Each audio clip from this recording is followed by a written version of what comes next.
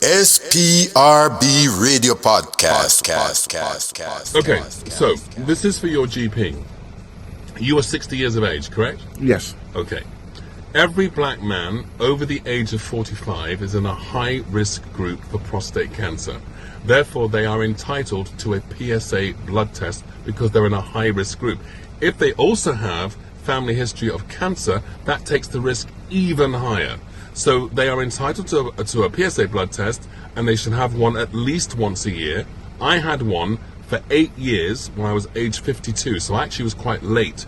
It should be from age 45, and there's also an argument that it should be from age 40 if you're black. So if you're 60, you're already in the red zone. You cannot wait until you have pain. You cannot wait until you have symptoms, because that means that the cancer could have spread. Because once it leaves your prostate, right? Once it leaves your prostate, it can't be cured. So to any GP listening to this, please listen to what I'm saying. If a man, particularly a black man, over the age of 45, asks you for a PSA test, make sure you give it. Because if you send him away, and he waits until he's got pain in his bones or in his lymph node, or caused by it going around his lymph nodes, that means it's spread. Once it's spread, it's hard to contain, and his treatment options diminish immediately. Whereas if he tests all the time, he's on top of it. If the number is high, I know the argument about it being inaccurate, forget that.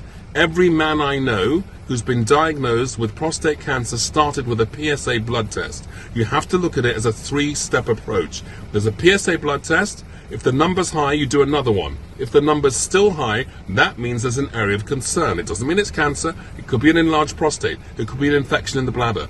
But then you have an MRI. MRI technology improved hugely 10 years ago. This is something, I've been to GP conferences where GPs now admit to me, yes, you're right, Colin, 10 years ago we told GPs, don't do PSA blood tests, they're inaccurate. But you're correct, you're absolutely correct. The technology's improved, and that message is wrong, but it's very hard for us to tell all the GPs across the country that the thinking has changed. I'm telling you, the thinking has changed, so I'm talking to all the specialists and all the leading people in prostate cancer. So you need to understand it's a three-step approach. PSA blood test, if the number's high, do it again. If it's still high, have an MRI. The MRI will tell you the area of concern. If there's an area of concern, there's a biopsy. The biopsy will then tell you definitively whether it is cancer or not. It's a three-step approach.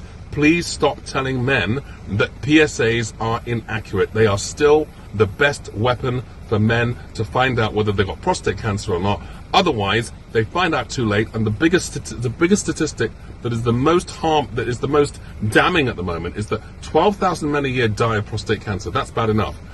But worse than that, 10,000 men a year are diagnosed too late for a cure because too many GPs are turning men away. Please don't be that GP. Please do the right thing and let this man have his PSA blood test. Thank you very much.